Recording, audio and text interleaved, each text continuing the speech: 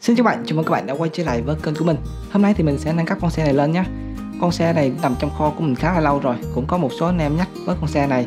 Con xe này thì mình mua trên Vinwood á, với mức giá khoảng 40 mấy đô lúc đó mình mua. Để bình thường như thế này thì chơi cũng rất là ổn rồi, nhưng mà đối với mình thì mình muốn nó sẽ nhanh hơn, cho nên hôm nay mình sẽ nâng cấp.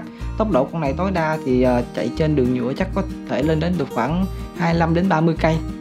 Nhưng mình hôm nay thì mình sẽ nâng cấp cho nó động cơ không chở than để xem mà nó có thể đạt tốc độ tối đa là bao nhiêu nha. Cấu hình con này thì nó cũng đơn giản thôi anh em ạ. Xe 2 cầu, đánh lái bằng servo. Độ zin nó là như vậy. Thì phía sau đây là công tắc này, tay điều khiển.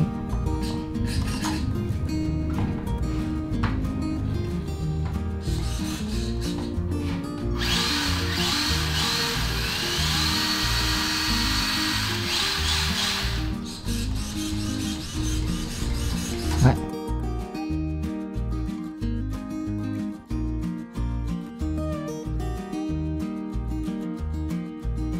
Đây, con 2040 3900 kV và một cái con ST 25A.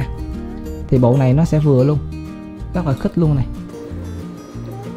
Ok, giờ bắt đầu làm thôi. Thêm con servo nữa nhờ. Vì đây là con servo 5 giây cho nên là anh em sẽ không thể nào dùng chung với cái TSX bình thường được, phải mua con servo khác. Con servo mình mua ở đây là con PG1109MG. Nó nhỏ như thế này thôi anh em ạ.